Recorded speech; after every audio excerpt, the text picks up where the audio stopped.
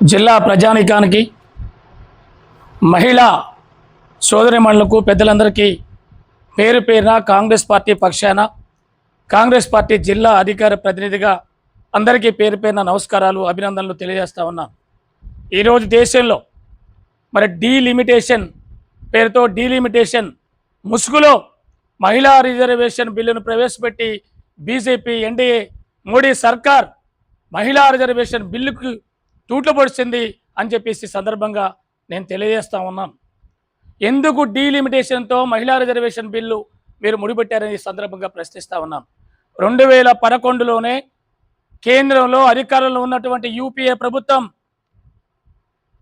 సోనియా గాంధీ గారి సారథ్యంలో ఉన్నటువంటి యూపీఏ ప్రభుత్వం ఆనాడే 2011లో రాజ్యసభలో ఈ మహిళా రిజర్వేషన్ బిల్లుకు ఆమోదం తెలియజేసిన విషయం మనందరికీ, దేశ ప్రజలందరికీ తెలుసు.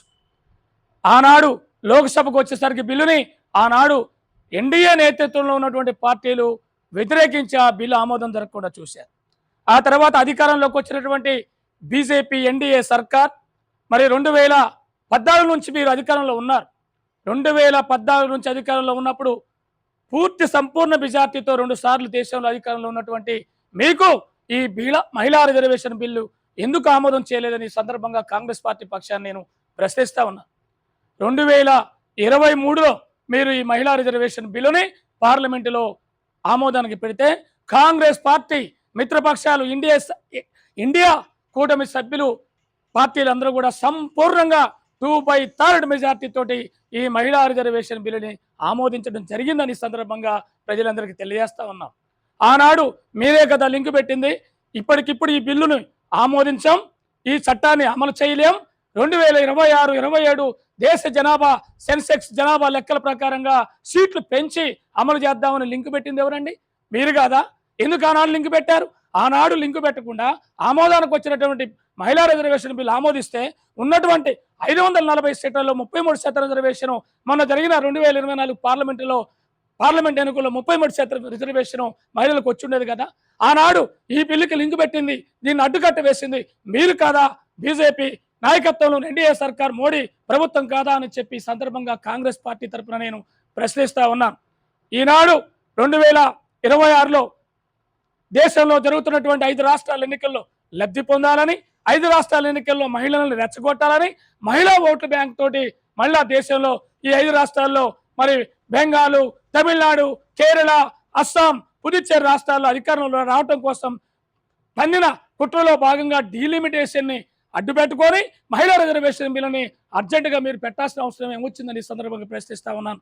నిన్నగాక మొన్న పార్లమెంట్ ఎన్నికలు జరిగినప్పుడు ఎందుకు పెట్టలేదు?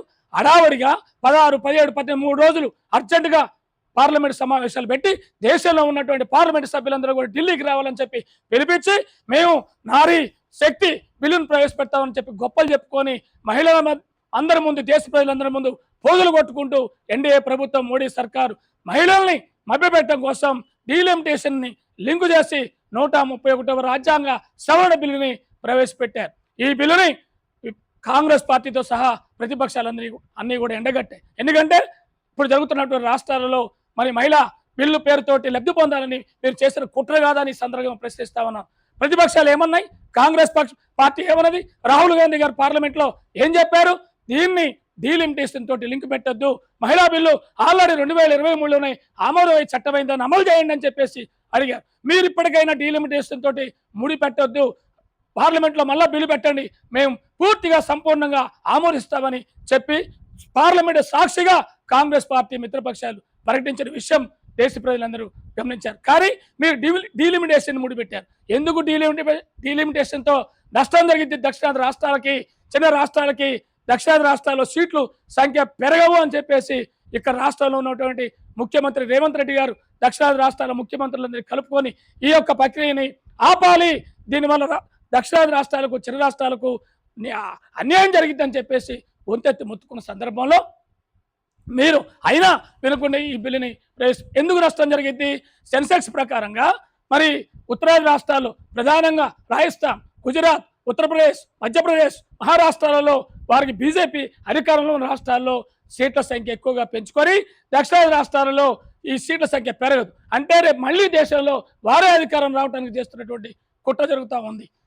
దాంట్లో ప్రశ్నించినందుకు 50% రిజర్వేషన్, 50కి 50% సీట్లు పెంచుతామని చెప్పి బిల్లు ప్రవేశించారు. కానీ ఆ బిల్లులో 50కి 50% ఇప్పుడైతే ఏదైతే తెలంగాణలో 17 సీట్లు ఉన్నాయో 17కి ఇంకో 50% సీట్లు పెంచుతామని చెప్పి స్పష్టంగా డీలిమిటేషన్ బిల్లులో చెప్పకుండా నోటి మాటతో చెప్పి బిల్లు పెట్టారు. అందుకోసమనే ఈ ఏదైతే 131 రాజ్యాంగ సవరణ బిల్లు పార్లమెంట్లో పెట్టారో దీన్ని ప్రతిపక్షాలు కాంగ్రెస్ పార్టీ ముక్త కంఠంతో వ్యతిరేకించినాయి. బీజేపీ కుట్రలు, బీజేపీ పన్నాగం, బీజేపీ ఆడుతున్న నాటకం మహిళలందరూ, దేశ ప్రజలందరూ ఇవాళ గమనించారని చెప్పి సందర్భంగా తెలియజేస్తూ ఇలాంటి కపట నాటకాలు ఆపాలని, నిజంగా చిత్తశుద్ధి ఉంటే పార్లమెంటులో ఇప్పటికి ఆమోదమైనటువంటి బిల్లులో మరి చట్టంగా రూపాంతరం చెందిన మహిళా రిజర్వేషన్ బిల్లు ప్రకారంగా మీరు ఎందుకు 33% రిజర్వేషన్ ఇవ్వలేదని బీజేపీని సందర్భంగా మోడీ గారిని ప్రశ్నిస్తూ ఇప్పటికైనా దేశంలో ఉన్నటువంటి అన్ని ప్రతిపక్ష పార్టీల అభిప్రాయాల్ని తీసుకొని ఈ మహిళా రిజర్వేషన్ బిల్లుని త్వరితగతిన అమలు చేయాలని, దక్షిణాది రాష్ట్రాలకు అన్యాయం జరగకుండా, చిన్న రాష్ట్రాలకి, ఈశాన్య రాష్ట్రాలకి అన్యాయం జరగకుండా దేశంలో పార్లమెంటు స్థానాల్ని సమానంగా పెంచే విధంగా అమలు చేయాలని, దేశాన్ని చిన్నాభిన్నం చేయకుండా అందరినీ కలుపుకొని దేశాన్ని ఐక్యంగా ముందుకు తీసుకుపోవాలని హితవు పలుకుతూ కాంగ్రెస్ పార్టీ దీనికి అనుకూలము, మహిళా బిల్లుకు అనుకూలము, మహిళా రిజర్వేషన్కు అనుకూలమని సందర్భంగా తెలియజేస్తూ బీజేపీ కమట నాటకాలను దేశ ప్రజలు గమనించాలని, మహిళా సోదరిమణులు దీన్ని అర్థం చేసుకోవాలని సందర్భంగా కాంగ్రెస్ పార్టీ జిల్లా అధికార ప్రతినిధిగా పేరు పేరున అందరికీ విజ్ఞప్తి చేస్తా ఉన్నాను.